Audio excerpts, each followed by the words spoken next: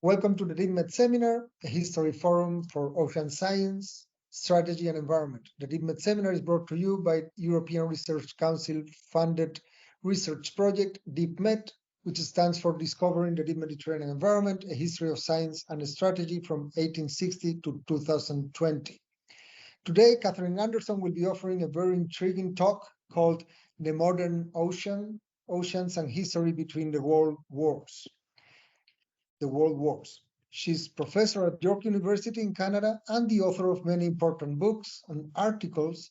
Among them, I would stress Predicting the Weather, already from 2005, but I think an immediate classic, and the edited book, together with Helen Rozwadowski, Soundings and Crossings, Doing Science at Sea, 1800 to 1960.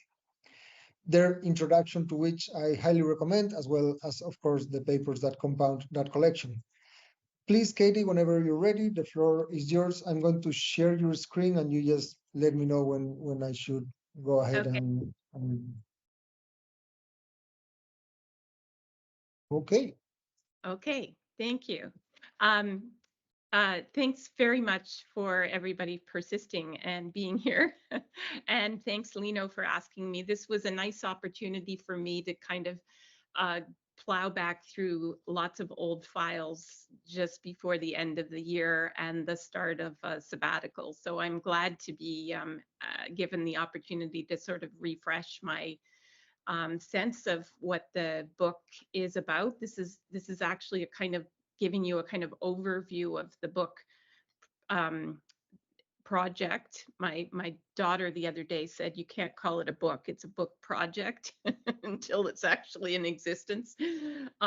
So that's the tentative title right now is The Modern Ocean. So I'm going to start by reading a little bit of the introduction to the book. And I gave you a draft of a chapter that's very drafty and too long, particularly, but I won't be referring directly to that chapter in my talk. I'm just going to try and give an overview of the justification for the project and the definition of a modern ocean, and then talk about some methodological problems, particularly with the structure and what kinds of evidence historians of science typically go to, and the problems of using literary evidence or evidence, non-conventional sort of evidence. Okay, so in 1920, a Scottish, you can go to the next slide, Lino. In 1920, a Scottish newspaper coined a word, air-mindedness, that described the fascination of contemporaries with the present condition and imagined futures of aviation. And my book is about what I call sea-mindedness, the preoccupation with the ocean in the same era. Unlike aviation, the significance of the ocean as a space of modernity in this era has faded from sight. The novelty of the airplane and the impact of World War I as a distinctive backdrop to its significance remains obvious to us today, but the sense of a modern ocean in the early 20th century does not. And yet I think sea-mindedness is as real as air-mindedness as a marker of the modern age. For every familiar element of war at sea, such as in World War I, such as naval battles or blockade, that period between 1914 to 18 had extended new elements as well, from U-boat to underwater detectors to the development of marine maritime radio to international convoy systems. So technologies as well as techniques. And when war ended, the complexity and significance of these developments and of global shipping and communications was even more evident than it had been before the war. So after 1918, in the 20s and 30s, the oceans, I think, get reinstated as natural spaces that evoke the condition and possibilities, natural, political, and technological, of the modern world. So far from seeing the period as a kind of displacement of the older history of oceans to the new world of the skies, I think that this period marked growing attention to the oceans themselves as a realm of activity and also of knowledge. And I want to come back to that. So I'm looking at this period in the interwar era, and I'm trying to take seriously the conception that contemporaries had of a decisive new era, and also the conception of oceans as a what was often called a assembly of knowledge, or as a direct quote is a vast assemblage of human knowledge. So a history of how we look at oceans in this period shows contemporaries wrestling with what modernity means for the means and purposes of science. If you there's two kind of problems that I think explain why we don't talk much about this period, and one is a kind of historiographical problem that we tend to jump from the great era of explorations, the Challenger era, to World War II. But the second, so there's a kind of gap in the middle. And the second problem, though, is slightly different and more interesting. It has to do with the way people at the time were making up a kind of history. So constructing a historical framework to understand the present. And to do so, they turned both to sort of ideas of nostalgia, which presented the always put the ocean somehow in partly in a definition of a past era, and then a separate but related problem of self-construction of history has to do with the problem of disciplines, making up a modern science, a new science of oceanography, which was a very active, deliberate endeavor by scientists in the 1920s and 30s. So in this definition, so if you go forward now to the next slide, the definition. Okay, so the 1923 definition of oceanography makes it you can see what they mean by a vast assemblage. If you go to the next slide, I want to highlight an aspect of that definition. So that first part of the definition sounds like a normal present day definition of oceanography. Marine areas everywhere, winds, contour of the seabed, temperature, circulation, chemical properties, currents, tides, waves, blah, blah, blah. The nature and distribution of marine organisms, so sea life, and at different levels. But we don't think of all the other things that were in the vast assemblage that Little Hales pointed out there. Modifications brought about by living things, by the conditions of their existence. So that's kind of evolutionary, ecological theories. The relations of man to the ocean in the development of commerce, fisheries, navigation, hydrography, and marine meteorology. Those things are not conventionally part of the modern definition of oceanography, but they are very much in the idea of this as a new science in 1923. So it kind of signals the problem that I'm talking about of the self-construction of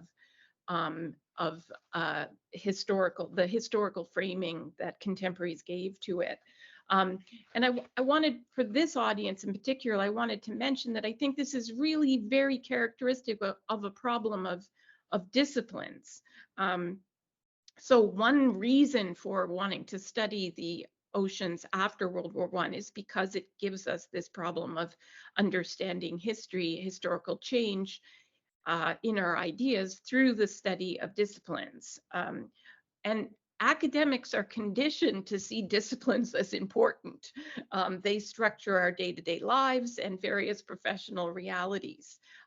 So I think we tend to exaggerate their presence and influence in the past because of how important they are in structuring our everyday life and conditions. But I am less and less interested in oceanography as a discipline and more interested in ideas about history in general and about the role of oceans as a kind of canvas or maybe a barometer, I'm not sure of my metaphor, for these ideas about history.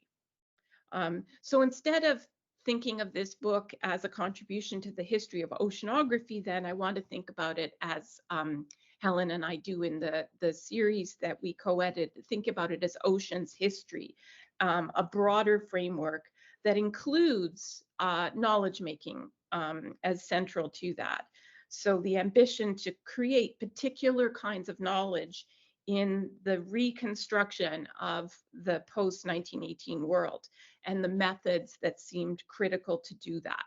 So some of the events and figures that I discuss in this book could be claimed for a conventional history of oceanography, but many could not. And the expeditions that I discussed don't lead us directly to a narrative about oceanography as a field of science, but I think they do provide illuminating examples of sea-mindedness, the ocean as a kind of problem of knowledge amongst scientists and the audiences for science alike. And if we go to the next slide, Lino, I just want to point out that I really am impressed by and lean on Bernard Rieger's formulation of this issue in a really nice book about focused on technology and modernity. But he says that that new technologies gave contemporaries a task of figuring out what kind of knowledge they represented. So technological innovation for him creates a problem of knowledge. And I like this formulation a lot and rely on it. So the ambitions for wanting to know oceans are very mixed. On the one hand, it's after 1918, it's the continuing structures of empire and national ambitions. But on the other hand, it's how to deal with these new technologies presented and developed particularly in wartime. And underlying both of those, though, there's this problem that Rieger points to, the problem of knowledge or the relevance of scientific inquiry at all. What is science good for? What is technology good for in the modern world? So if we can go to the next slide, the main sort of intellectual problem was that oceans presented to between the wars are problems obviously of scale and connection. And I want to argue in the book that we typically think of scale as a difficulty of studying the oceans, but I think it's the appeal and the reason that it became so interesting. So the kind of a globalist argument for the importance and significance of oceans for contemporaries. And I'll just skip over the H.G. Wells quote for the moment, but there is a sense of this kind of global scale of things being part of the reconstruction of the interwar world, I think. So that's one of the reasons that oceans are significant. So if we go to the next slide, the Mackinder, I put up a quote by Halford Mackinder, who's a geographer, a British geographer. And it's a quite incredible quote. So I want to just take the time to read that. And he says, whether we think of the political, economic, military, or I've got two politicals there, so it must be a mistake. The interconnection of things on the globe. We are now presented for the first time with a closed system. The known doesn't fade any longer through the half known into the unknown. There is no longer elasticity of political expansion. Every shock, every disaster or superfluity is now felt even to the antipodes as the airwaves from the eruption of Krakatoa in the year 1883 were propelled in rings over the globe until they converged and then diverged again. So we use this atmospheric circulation as an example of this global sort of echoing process that he sees as characteristic of the modern age. And he calls this, and this is why I include this in the introduction, he calls this the seaman's point of view. In a book about Reconstruction itself, Democratic Ideals and Reality in 1919. So if we go to the next slide, please. This is an example of the way that the significance of oceans came forward in the post-war world. So next, I just want to define for you what I think is behind my term modern oceans or modern ocean. So if there's a classic problem of definition with oceanography, I think there's also classic problems of definition with modernity, right? So I wanted to single out and review with you what I think are the four elements that I call modern in as they apply to the ocean in this period. And the first one is the idea of the geopolitical maritime after 1918, and it's again it's slightly conventional to say, you know, we shift to aviation, we shift to a continental power picture after World War I, but I think that is really obscures the importance of the resurgence of the importance of the geopolitical maritime after 1918.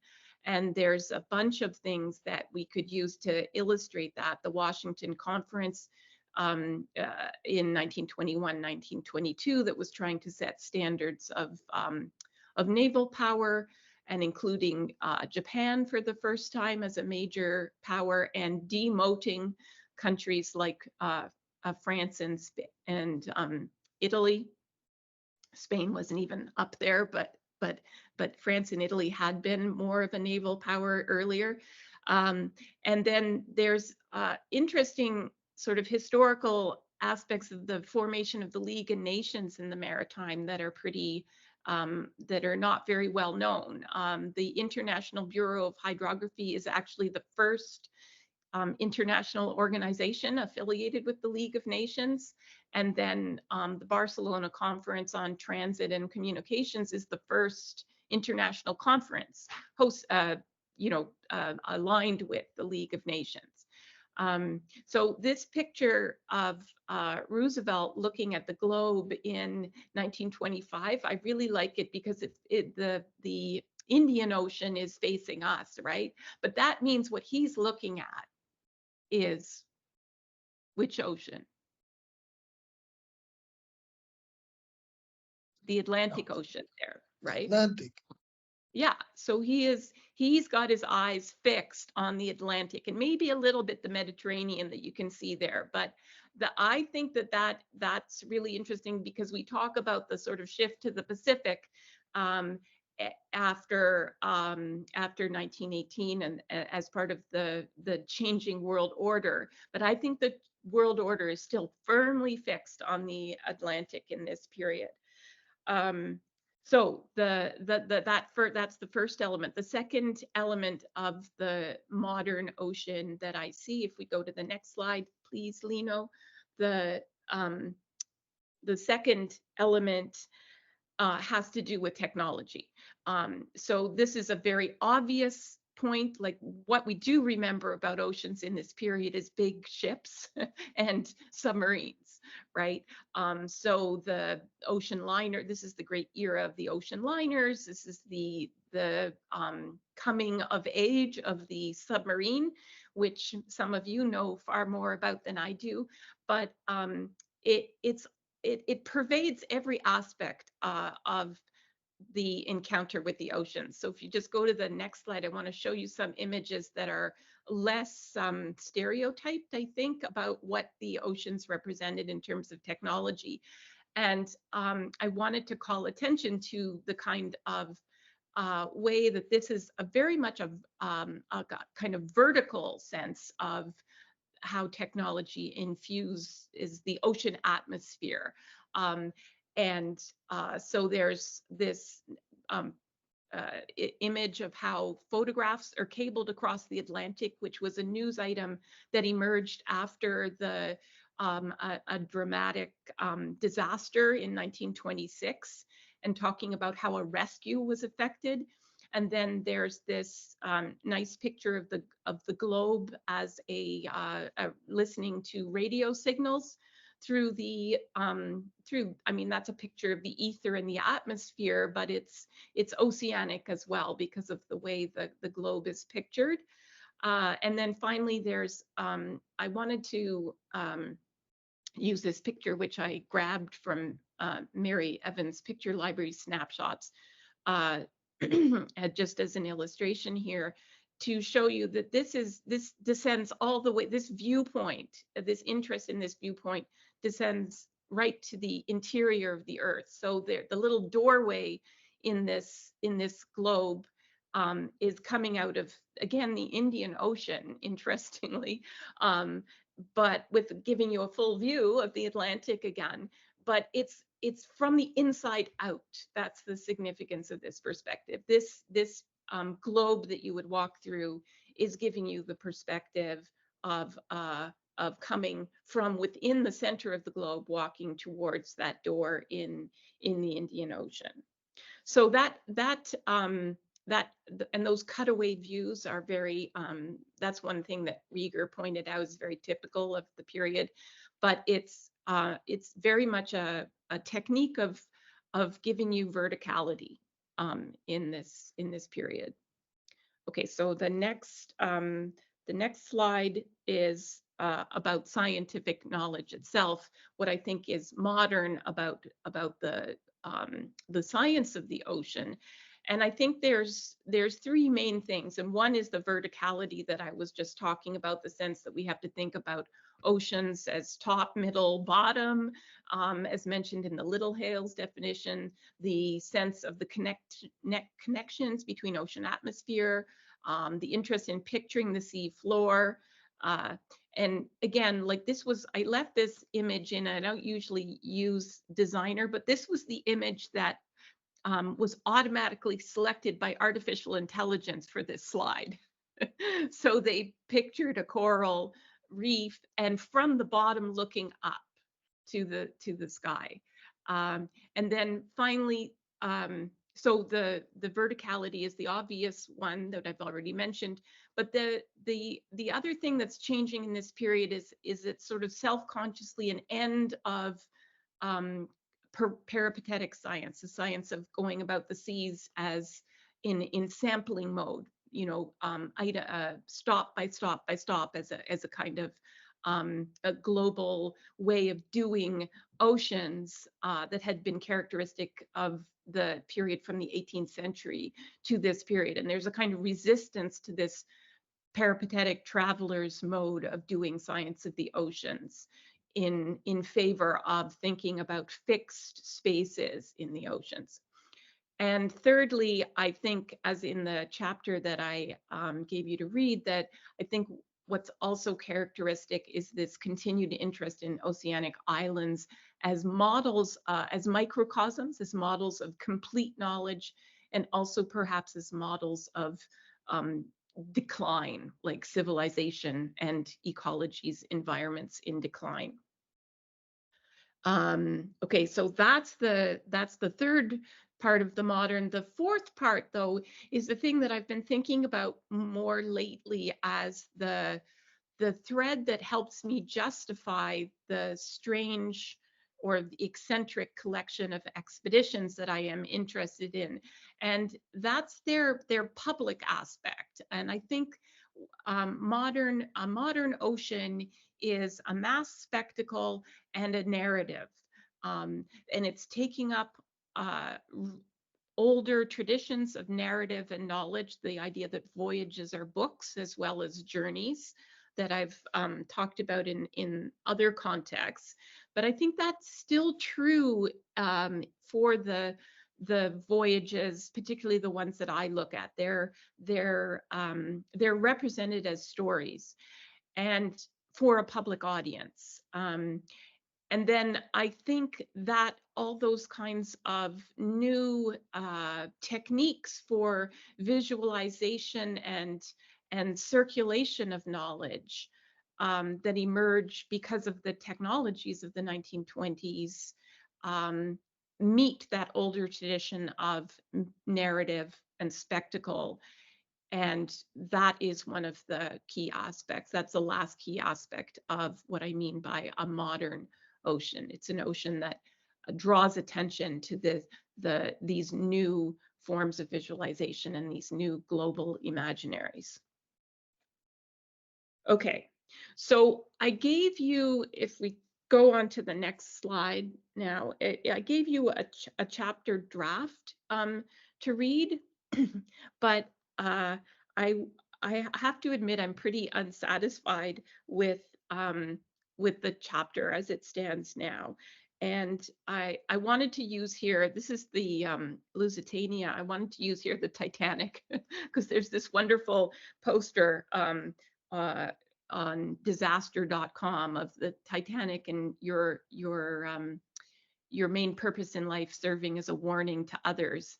And I feel like in some ways my work on this thinking about the modern ocean has been such a case. But I didn't want to get into trouble with using a commercial poster, so I pulled up the Lusitania, which is also an ocean disaster. And I think there's been real challenges for me in thinking through what kind of approach this book takes to disciplines and the problem of the history of oceanography, which I started with, but also two other really key challenges. One is about structure. How do you organize a book that is sort of about everything, right? If we take the Little Hales definition seriously, we get this sense of oceans being about every possible thing that it could be about, and structuring that has been challenging. And I've flip-flopped several times about the structure. So can we go to the next slide? So these are examples of books that I think are brilliantly structured and partly about ideas that are related to what I'm interested in. But you'll see how they managed the subject in particular ways. I mean, the Gary Kroll's book does a collective biography. He goes through key figures and does, each chapter is about one thinker or one writer. And I think that works brilliantly. And it doesn't work for my era and period at all, because I can't identify a small number of key figures. And then the other more recent book that I think does a big topic really well uses particular institutions or places as a focusing point. Starts with the Paris Jardin des Plantes or something like that, I think, and goes through the city reformers in the U.S. as in a later chapter. So it adopts the idea of particular places as a focus, and that also is really difficult to do for oceans. I mean, there isn't the defining a place in the ocean is part of the problem that I'm interested in. So I can't just, I started to sort of say, okay, what I'm going to talk about the coral reef as a place, for instance, or the oceanic island as a place, but the very definition of those things as a significant place um, in this space, this placeless thing, natural thing called the ocean, is partly at what's at stake. So that proved really unsatisfying as well. So next slide. So I just returned to trying to think about it thematically. So without the structure of either places or people, to just think about um, particular themes. And so the chapter I gave you was really the theme of rejuvenation, the theme about history, about ideas of history and nostalgia. Uh, and so I was working with a set of chapters that were structured in this thematic way. And I would say that that was the biggest and wrong turn, because it just each of those chapters kept getting bigger and bigger and bigger. I mean, you probably got tired of reading that that chapter that I sent around, but if you can imagine the other chapter, thematically organized chapters, they just get huge. So next slide. Um, then I returned, more recently to the original naive conception. We all have a naive conception of this book that we're going to write and how it's going to be organized and how simple it will be. I recently returned to just this naive conception of, okay, I'm just going to look at a series of expeditions, and I'm not going to try and justify them as pivotal for the history of oceanographies. I'm just going to use them as illuminating examples that characterized all these four aspects of the modern ocean that I just described to you. And I'm really holding tight to this idea that what justifies this selection has to do with the way they presented themselves as scientific work, yes, but also as narratives about scientific work, about this oceanic space. So the first of these expeditions, so I'm just going to go through the current and old structure of the book here. So there was the Blossom, which you saw, the Cleveland Natural History Expedition going around the South Atlantic. That was an ornithological expedition in part, but it was also a kind of nostalgic exercise of oceanic exploration, because it was using a really unsuitable whale ship to do the collecting, a real clunker of a expedition. And the second key expedition that I'm focusing on, amongst many that William Beebe took in the 20s and 30s that had to do with oceans, is the one that the expedition that he made to Haiti in 1927, which was his first big expedition, first big exploration of techniques of underwater visualization and other kinds of techniques of visualization. He uses airplane surveys as well. He was an aviator as well as a naturalist. He worked he served as an aviator in World War I. And so the Haiti expedition is difficult to write about in terms of contemporary, that is present day politics, as you can imagine, because it's a very troubled point in Haiti's imperial or colonial history, and Beebe is right in the heart of this with the U.S. Army and Navy So that's another expedition. And as a part of that, a sort of side note on that, I look a little bit at, if you go to the next slide, I look a little bit at the expedition of Young and the Great Barrier Reef in 1928-29 as a contrast to the work, the Imperial project of William Beebe. And then going on to the next, flipping through to the next slide, I look at some kind of Franco-American cooperation in the 1920s with particularly studying weather and ocean atmosphere, but also setting up ships as a kind of radio relay station that's going to produce a new form of global knowledge. If you go to the next couple, just flip through the next two slides quickly, Lino, they're just eye candy, really. Yeah, so the go back one, the slide.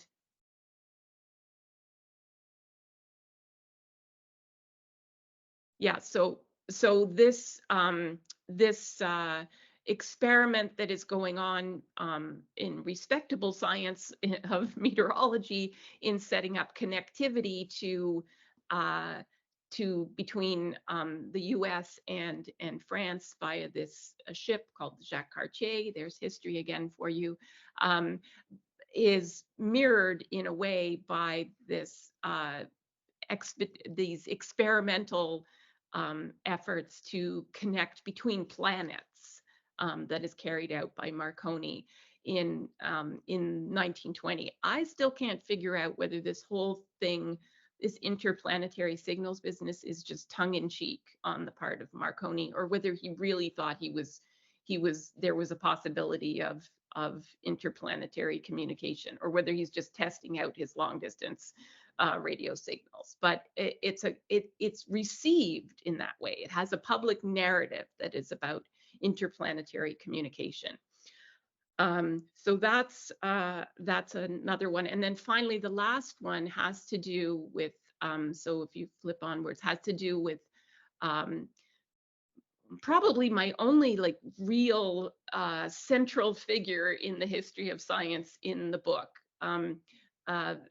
Venning Meinez, and as a geophysicist who did these series of gravity surveys at sea using this quite extraordinary new gravimeter to detect the shape and constitution of the seabed. And he's a father of plate tectonics because of the discoveries that he makes, particularly in Indonesia. But he's also a real hero of submarining and Dutch science in the 1920s. He's the poster child for how to turn a weapon of war into a weapon into a scientific tool, right? Making the submarine an instrument of peace, except that, of course, it's also an instrument of oil finding as well. The gravity research that he's doing is very good at detecting salt domes. And part of the backdrop to this is the hunt for the sea as a resource space. So those are my expeditions that I've retreated to as significant, as illuminating, rather than being significant for the history of oceanography. They are, I think, illuminating for the history of sea-mindedness in the 1920s and 1930s, and the idea of oceans as a problem of knowledge. So that's the methodological problem of organization. I just want to take a couple more minutes, if I can. Is that okay? Lino, am I doing okay for time? And talk about a different interesting challenge about the kinds of evidence that we use typically as historians of science or historians of technology. And because I'm really interested in disciplines as a historical feature. And because I work and live and made my career in an interdisciplinary department, I've always been really sort of self-conscious about what kinds of evidence I'm using and why, and whether they can be justified, and that sort of thing. And so I don't know if my concern with this is simply personal, or whether it's more a methodological question that is of wider relevance. I hope it's the latter, really. And it's so if we move to the next slide, my reference here to the problem, imaginaries and the problem of place, is not so much to do with place as geography, geographical location, but the problem of place in where they go in a book, and in a book like mine. And and I think that, again, I keep flip-flopping on what to do with this material. Should you, as a historian, sort of sprinkle in these things, these literary examples or imaginaries, my readings of imaginaries, as like raisins in a pudding? Or should they be a separate chapter, a separate discussion about oceanic imaginaries? And I haven't figured that out at all. Right now, they're more like raisins. They're sprinkled in, and there's obvious ways in which they relate more to one chapter or another, one expedition or another. But I'm not convinced that that is the only or best way to deal with literary evidence. It makes them, I'm always talking to my students about the importance of illustrations, like literal illustrations, images in their work, and the tendency that we have to use them, as I do and often in PowerPoints, as kind of eye candy. And but really they deserve analysis in their own right. And what's the best way to meet that goal of analyzing them in their own right? So I want to close by just giving you two examples of this kind of problem, and see whether you find them convincing, and whether you'd like them as raisins or a chapter. Okay. So next slide.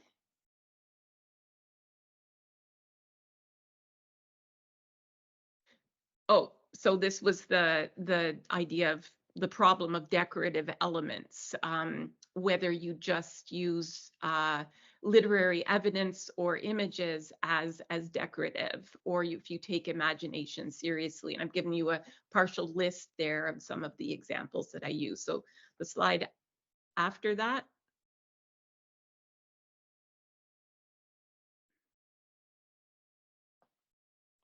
Okay, so the first one is a science fiction example, and it's really like not good literature. Okay, so H.G. Wells arguably is good sci-fi. You know, it still has some literary value, but these things are absolute pot boilers, and they were there's a collective pseudonym. They're not even written necessarily by the same person, and they were written really in a boilerplate fashion. The authors were paid $125 a script. They were given an idea, told to go and write a script, and they'd get $125, which is, not peanuts in the 1920s and 30s, but not big money. So Tom Swift and His Ocean Airport, though, is just a book I came across in a bookstore one day, without the nice jacket, I should say. But it interests me as an example of what we can use science fiction for. So first of all, there's no question that this is widely read, right? This series gets translated into many languages. There's 100 volumes in this series, running from 1920 to 1941. So this is like the same syndicate that puts out Hardy Boys, puts out Nancy Drew.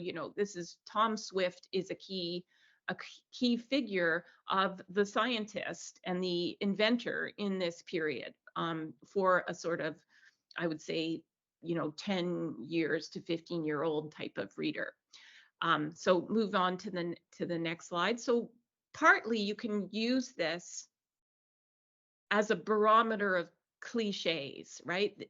These are really things that this is showing you what is familiar about the oceans to the author and the reader. And the main author, the main person who was behind the name Victor Appleton, was actually a journalist at Newark Evening News for many years. This particular one was not written by that journalist, but it's totally in the same genre and using the same ideas. And so you can see there's just cliche after cliche, and it's all about, in a way, it fulfills the idea that this period is about air-mindedness. This is it centers on an aviator and setting an aviation record, but it really centers also on the Atlantic as a space for aviators, as a necessary part of the atmosphere. So the ocean atmosphere theme, I think, is beautifully illustrated in this book. And he's trying, this inventor is trying to create a memorial of a kind of floating platform. These checkerboard squares are things that can drift apart and let a storm go through them or waves go through them. But when a plane is in the vicinity, magnets will draw this checkerboard together and provide a landing surface for an airplane. And there's going to be a ship anchored nearby that's going to be a hotel and a tool room and a hangar, and it's all going to be great. It's going to be the way station after the Azores. So there's there's Lisbon, Azores, and then a big stretch of ocean. In the middle of that big stretch in the Atlantic is going to be this ocean airport. Okay, so next slide. But what can we take from this set of cliches?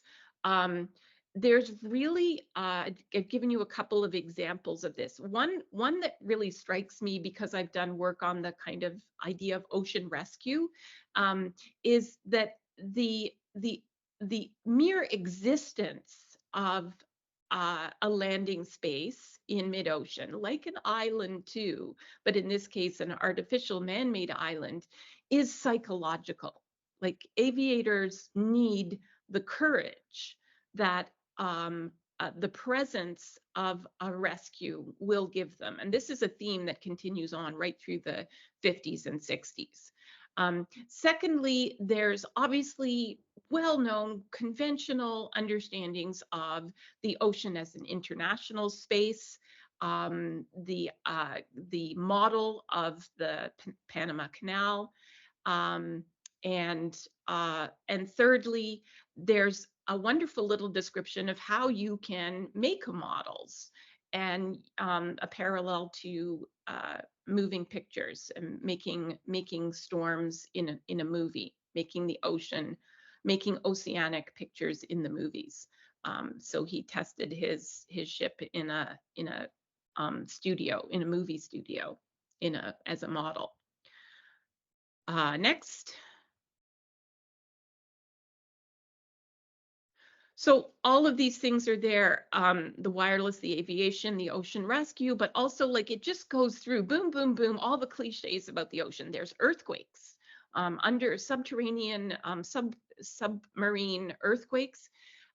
There's sharks, of course, and internationalism, the Panama Canal. There's the idea of scientific data about the deep ocean as government business. He has to get access to this data by going through official channels in Washington.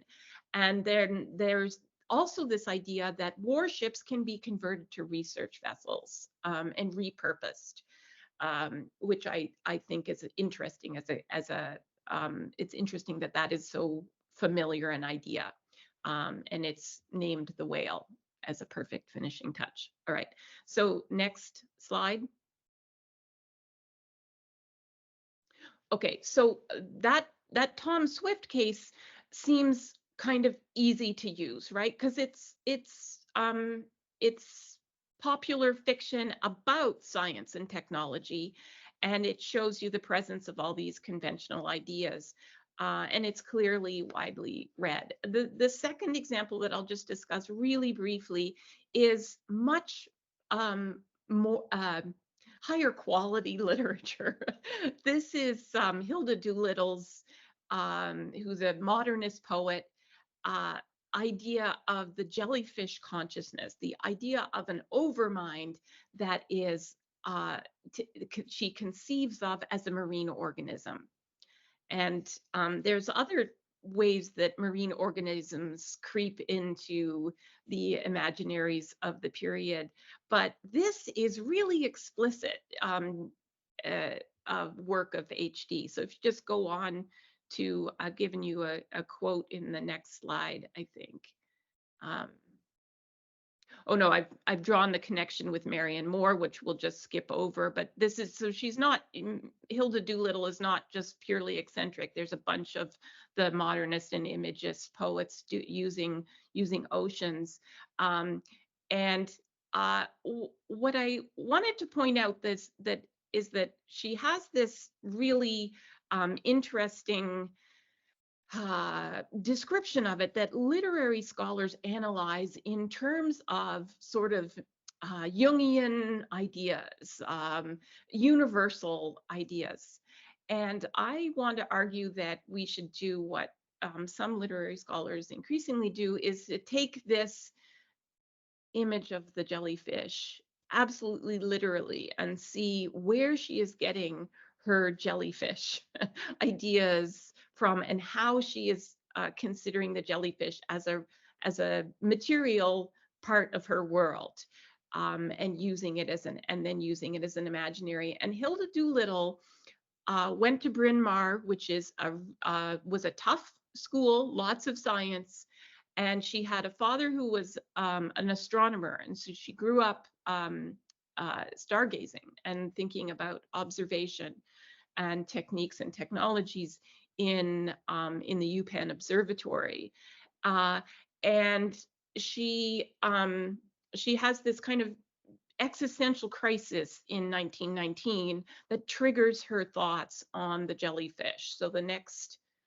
slide. So I'm using Haeckel's images here, but then I got a pandemic aquarium picture, and I still don't know about how many jellyfish were in aquaria at the time. I need to talk to Sam Muka a bit about that, but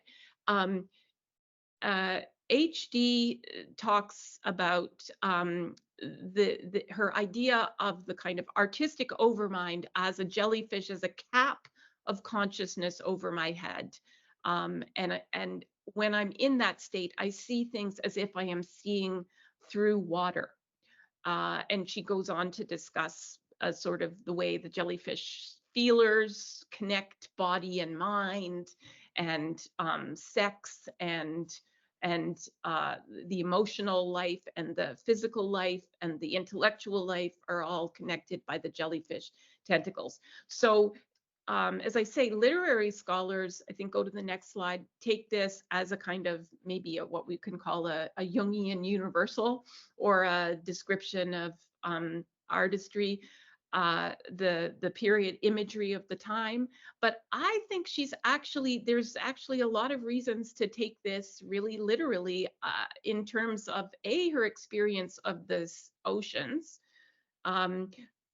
but also her experiences as a cinema goer. So technology again, there's a way in which she connects the perspective of the jellyfish with the new technologies of seeing and having a perspective on the world, that come into realization in the 1920s and 1930s.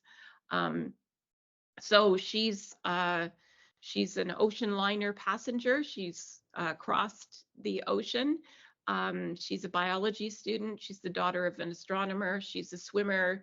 She's a theorist about cinemas, as well as an imagist poet and lover of Ezra Pound and D.H. Lawrence and all those other things that we like to talk about.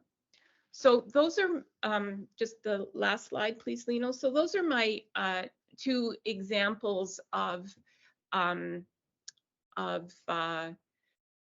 sort of literary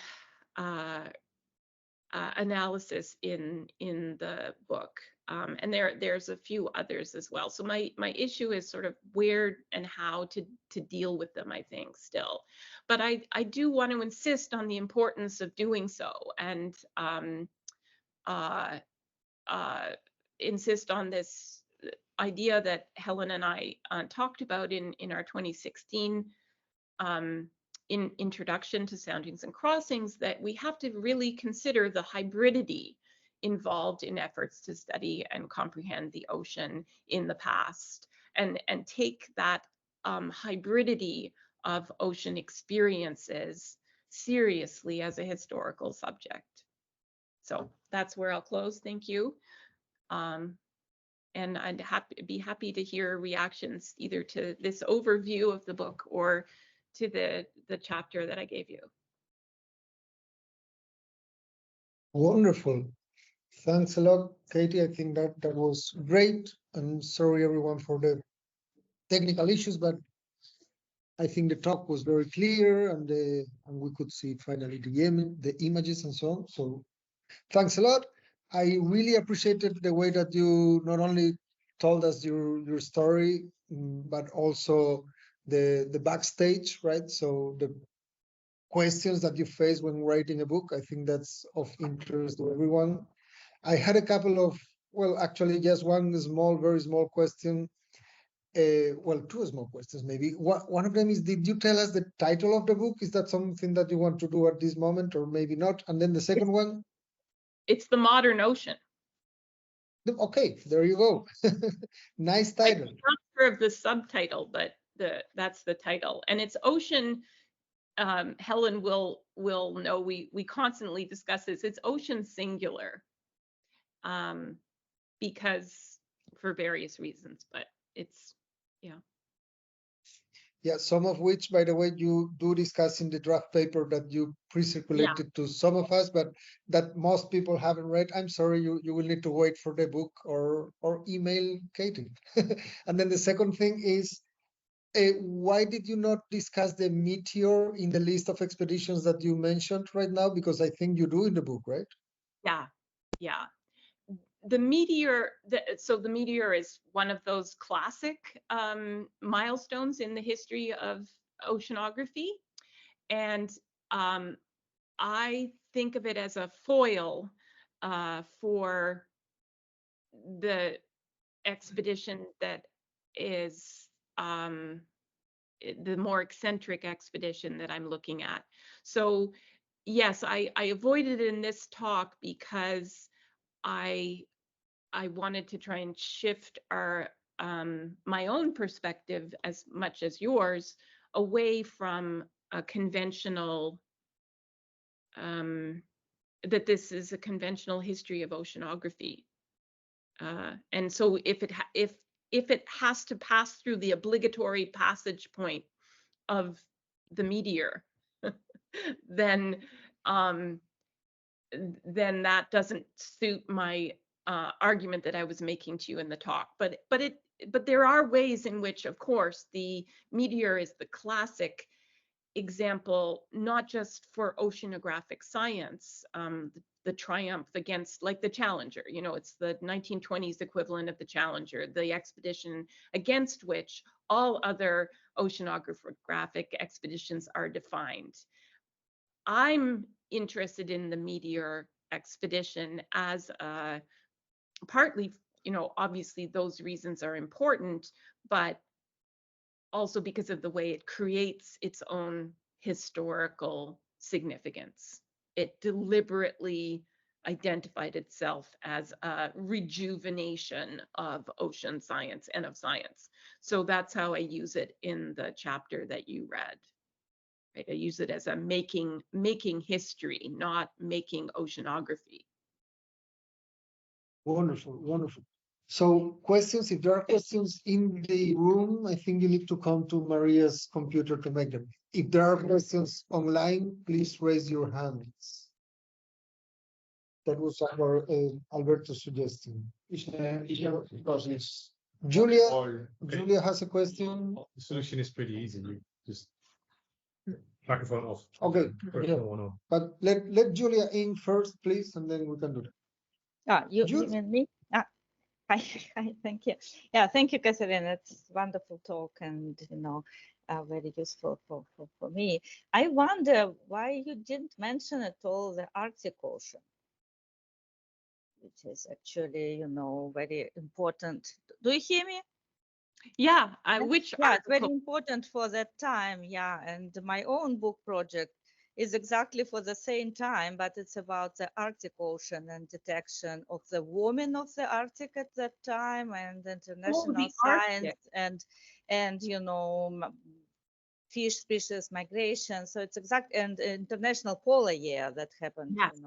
in 30s. Yeah. Yes.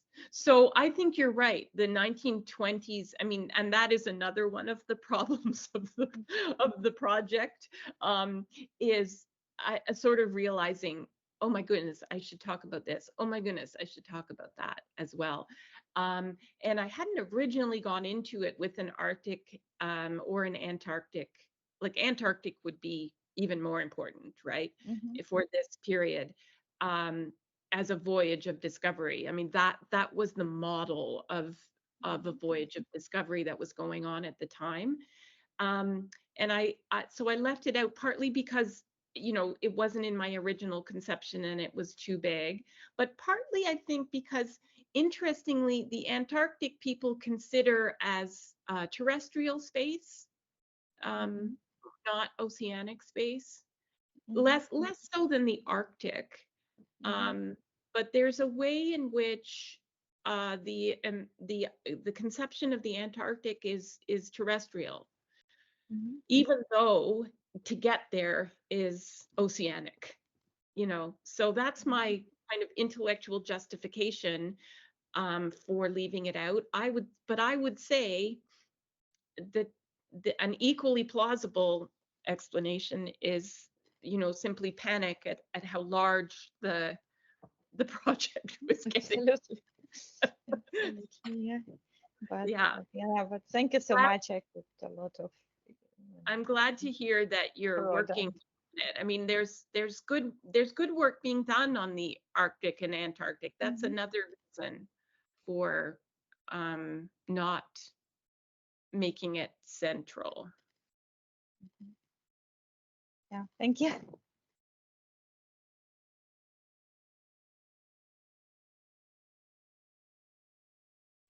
Hello, yeah, can you hear me? I think we need to mute. Here's muted already. Alberto had a problem. Oh, no, she needs to turn off her volume. Sorry for everybody else.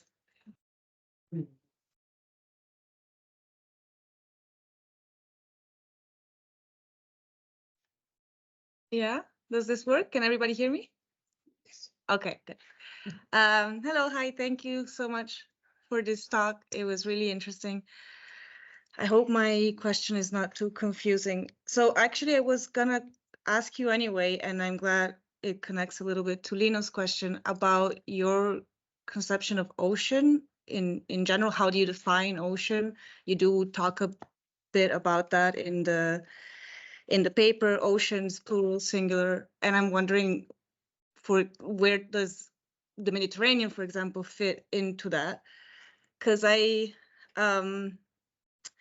I'm reading a little bit about submarine telegraphy and submarine cables in general, and I'm finding, or I mean, I don't know if this is my limited impression on it, but that a lot of the literature focuses, or a lot of points made in the literature stem from the fact that there's a important focus on the Pacific turn and like when the United States sort of becomes a big player in the game, and that I find sometimes complicates or generates misleading conceptions of the technology. And for example, you talked in now, and you talk about it in the paper about sort of the imaginaries or conceptualizations of globalization and connectivity, and a lot of works on telegraphy that do deal with the initial moments of the technology make that argument for the 19th century and for the second half of the 19th century, and sort of the way the contemporary perception of what telegraphy, submarine telegraphy, did, and how it sort of connected the world and destroyed time and space, or reconfigured time and space, and which a lot of people have proved that wasn't necessarily the case, but it was what the commentary was. And so I wonder, what do you think about that? So where the Mediterranean fits into that? Sorry, could you repeat? Where the Mediterranean fits into that history, or? Sure, yes. Yeah, I mean, I think that, like, we always look for beginnings. So the electric cables are 19th century, but they really become ordinary and glue of a different ubiquity in the 20th century. So if you hear people at the time talk about cables, it's like this idea of this trope of them being the global connection continues very, very strongly in the 20th century. It's not, it may be a novelty of the 19th century, but it's the reality and metaphor of global connection in the 1910s and in the 1920s and 30s, I think. So that's one thing. And I think that's as true of the Mediterranean as elsewhere. Like it's a new kind of connectivity that is being lived out it might have been started earlier, but it's being lived out, and it's a real presence in everyday affairs in the 20th century. People, in terms of the Mediterranean as an ocean or as a sea, I mean, I think I follow the contemporary discussion of coastal versus deep, and deep being the ocean. So that means the Mediterranean is a sea and not an ocean. But it is a watery expanse, and it connects the other oceans. Particularly, it connects Europe to the Indian Ocean and the Far East. But I don't think of the Mediterranean as an ocean. I think as it of a different sort of a different sort of watery expanse in terms of how it's conceived at the time. Was that there? I'm sure there were other things in what you said, but.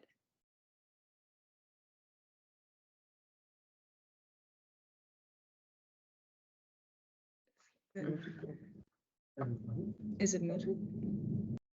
No, yeah, thank you. I was just wondering how then we look at the connection between oceans and sea. Again, just trying to build my own idea about this connectivity issue. Yeah. I think the Mediterranean is a unique space, actually.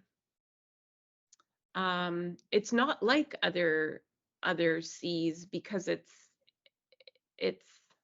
surrounded by these two really important historical continents, or three important historical continents, and it's so central to 20th century ideas um, of nations and internationalism, that it's a unique sea. I think it's different from anything else. I mean, you guys know more about this than I do, but my impression is where I would stand is that it's almost hard to fit that sea as a category into our thinking, because it is not like any other. And we have ways that we can compare and think about parallels between Atlantic, Pacific, Indian, Antarctic, Arctic, even Pacific, but we don't have comparators for the Mediterranean, I would say. I don't know. What do you think?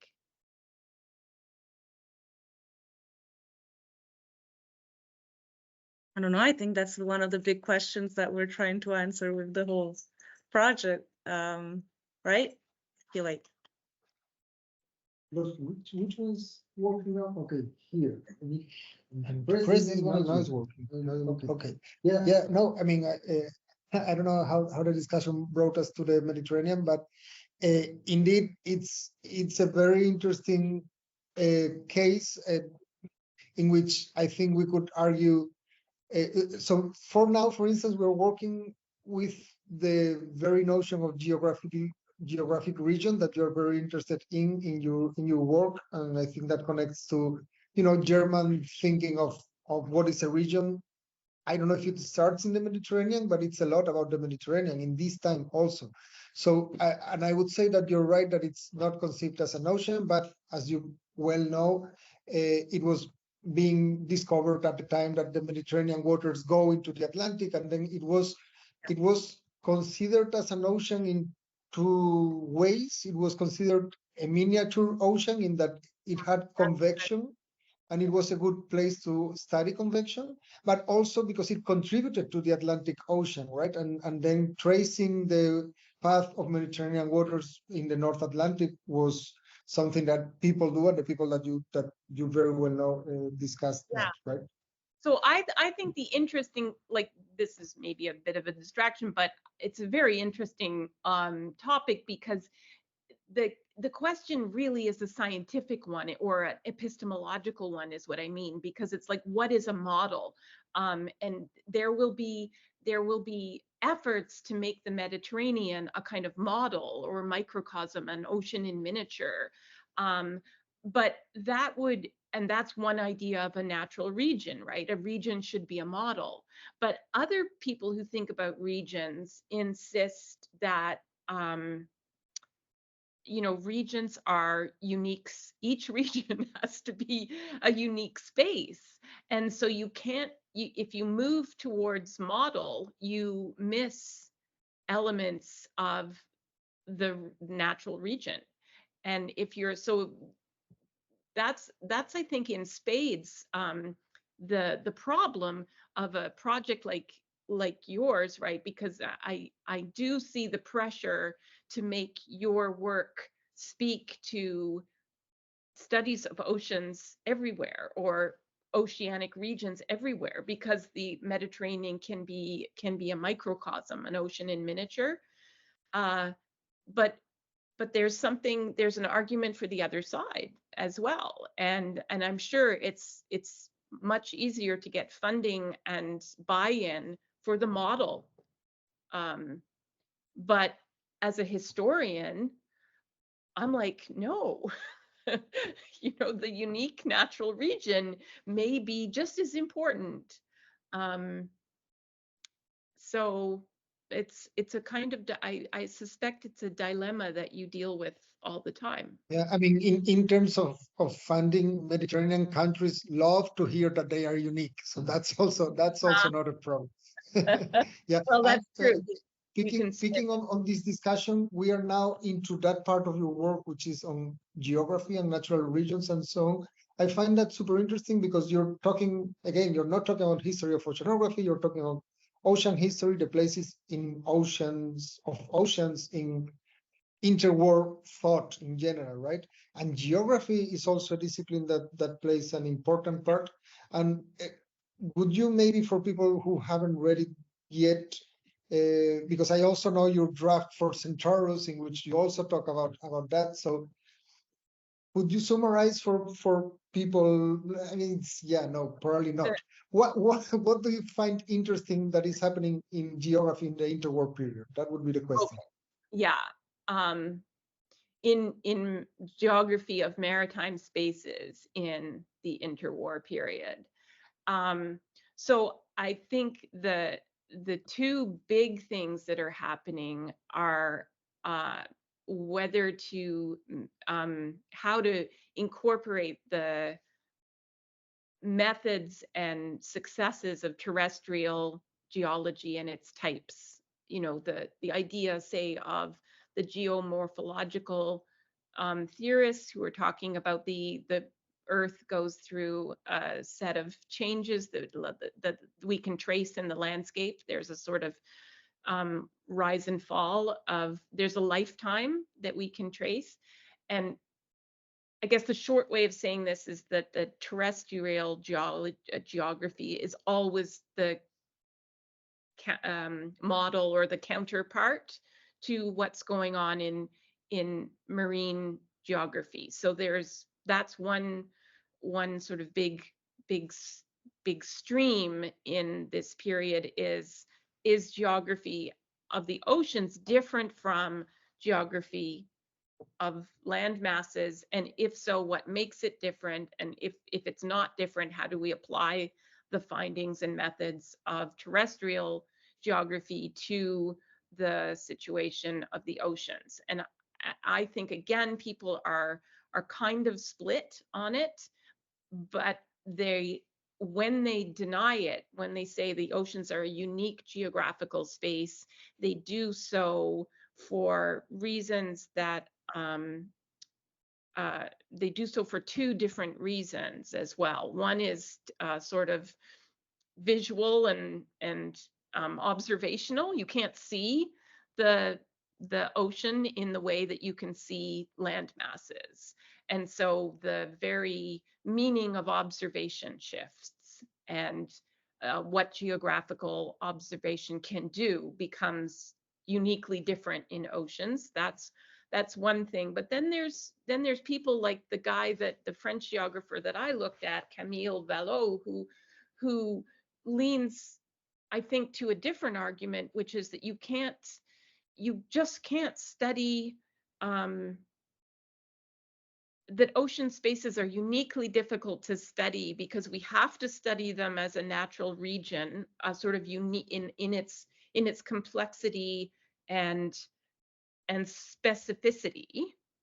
Like, we have to study this place here as a natural region, but this is a fluid space, so things are washing in and out. It's like way more in flux than terrestrial spaces. So I guess, again, that's a sort of challenge of observation, but it's a challenge of observation that is premised on the idea that you have to really premised on the idea of a natural region, that you have to really look at the complications, and you have to look intimately at a natural region, I think. And that poses special sort of observational and maybe epistemological challenges for oceans. But the exciting thing for this period is, of course, the big exciting thing is that you can see the sea floor for the first time, right? So you get pictures of and models made of the sea floor that are just blow people's minds. I know if Helen's still here, she always talks about the Maori mapping of in the 19th century of the Atlantic as really key, and the idea that there is a terrain there. But I think the variation in the terrain that was discovered with the coming of acoustic sensing just so blew people's mind that they started to think about the floor of the ocean and the world in a completely different way. You know, so that's the exciting thing for this period. And it really is this period, right? It's really like the 1920s when this is happening. Yep. Questions in the room, anyone? Or in online? Yes, Pablo? Did I do it from here? Yeah, try it. Okay. Or come, as you wish. Okay, I go down. Yeah. Yeah.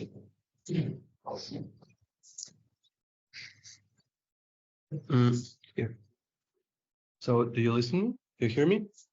Yeah. Yep. So thank you very much for your talk, and this Q&A was really interesting. I was thinking about what you were saying before about the Mediterranean as a model. So one perspective says that the Mediterranean, or in general natural regions, can be thought as models for more global modeling purposes. And then the other side of the debate claims that there's a inherent uniqueness in that regions, so they can't be idealized or abstracted. Right. But I think that in the case of the Mediterranean, these two perspectives that are thought as opposite actually converge, because precisely the reason for the uniqueness of the Mediterranean as a natural region is that it can be used to study and to abstract the regional dynamics, which doesn't happen with other natural regions of the world. So I think these two perspectives that are thought as opposite, they're not that opposite in this case, and that makes the Mediterranean actually interesting. I don't know what you think about this. Thank you. Mm. So I find that completely plausible, you know, as an argument.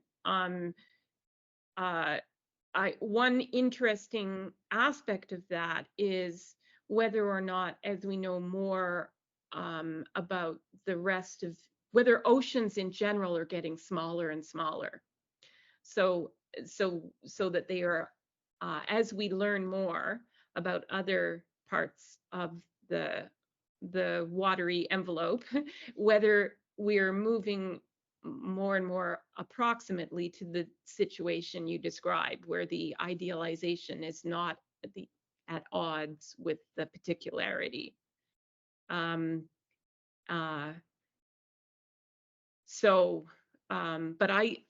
I find that argument for the Mediterranean as a, I mean, it's an argument about models, right? And what are models in part.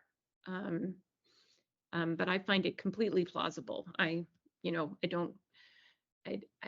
just would insist on, I guess, the historical dimension.